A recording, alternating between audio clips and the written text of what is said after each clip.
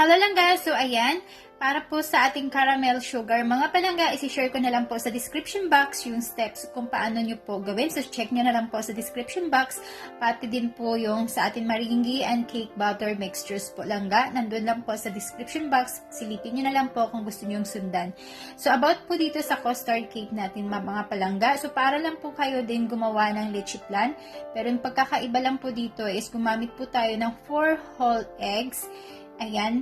So, 4 po na buong itlog at of course, 1 can condensed milk and 1 can evaporated milk. At pwede rin po ninyong gamitan ng lemon zest or di kaya vanilla pag meron po kayo. So, yun din dyan po mga palangga, haluin lang po natin ng dahan-dahan yung ating mga mixtures. Condensed milk, evaporated milk. So, yung sekreto po dito is kailangan lang po dahan-dahan lang yung pag-whisk natin.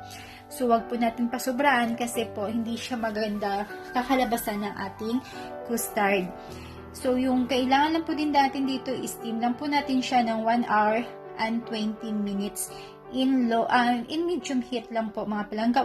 Wag masyadong malakas yung apoy din para po hindi masira yung ating custard. And about dun sa ating cake mixtures, sa cake batter natin, pakisilip na lang po dito, dun sa aking description box how to make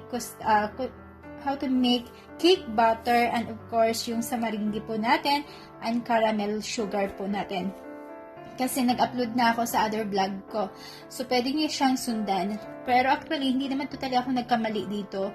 Yung mali ko lang po talaga is, yun na nga, gumamit po ako ng mataas na molding kasi hindi ko masyado siyang wala. So, ito na nga mga palangga, pag hindi po kayo talaga sa mood na feel nyo na hindi ayaw nyong gumawa or mag-bake, huwag nyo pong pilitin yung sarili nyo kasi talagang minsan gumagawa ka na lang na lumilipad sa ere yung utak mo, yung gano'n.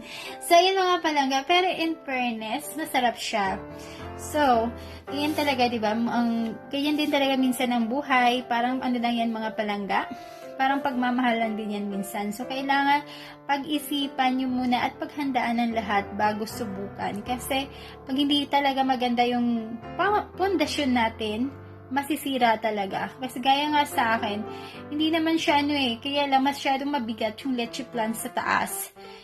Kung makikita nyo mamaya kung paano nagiging kalalabasan niya. So, yung ilalim niya is napakalambot. So, magsishake talaga siya. And, of course, hindi siya makakapag-hold ng firm doon sa flan sa taas. So, ayan lang din.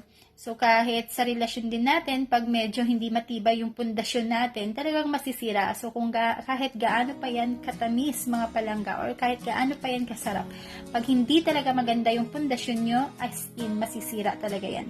So, ayan mga palangga, kailangan lang po din natin i-strain yung ating custard mixture. So, 2 times ko po yan na-strain. So, yung first po, syempre sa hiwalay na bowl. Yung last part is doon na sa pangalawa, is doon na sa inyong caramel sugar, diretso na siya. So, i-layer nyo na lang yan siya mga palangga. Pinatong lang po yan. So, caramel sugar sa baba. And the next is yung custard mixtures natin. Yung, kumbaga, parang leche flan sa taas.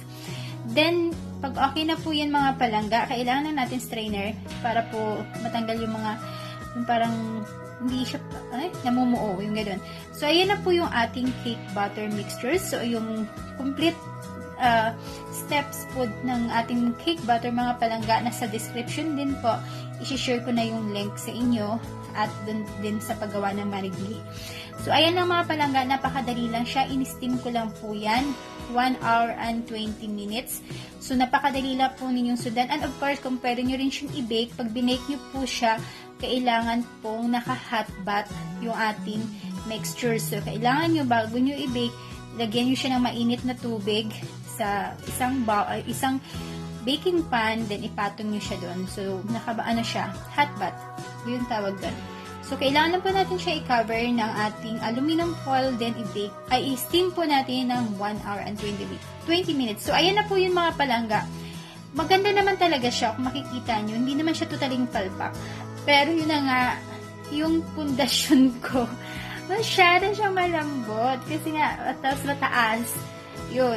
So, dapat mali yung kinuha kong actually, hindi naman yan molding So, Ayan kasi ginamit ko yung kung paano napasok sa utak ko. So, ayan mga palangga. Then, masyado pa siyang mainit. Tsaka ko siya binuksan. Kasi sabi ko nga, ayaw ko nga munang buksan. Wala gusto nang kumain. So, ayan mga palangga. Masarap po siya kung itry nyo po. Kailangan lang yung saktong, yung molding lang talaga na regular na ginagamit. Yun lang po yung gamitin nyo. Pero makikita nyo naman po, napaka-firm po ng ating lychee flan. Tapos yung cake po natin, napaka-soft and fluffy talaga. So, hindi po kayo magsisisi pag tinry nyo. Huwag nyo lang po gayahin yung ginawa ko sa ating molding. Yun lang na part yun. Yun lang talaga. Pero anyway, gagawa po tayo ulit ng panibago soon para po mas maayos. So, thank you so much mga palangga. So, sana po i-try nyo din at subukan. Huwag nyo munang husgahan kung hindi nyo po nasubukan. Hindi naman kayo magsisisi. Ang sarap po at napaka-soft yung cake niya. So, thank you so much mga palangga. So, please don't forget to subscribe, like, share, and comment down below. Babush! I love you all and shout out sa lahat ng mga nandyan and salamat sa mga support nyo sa akin.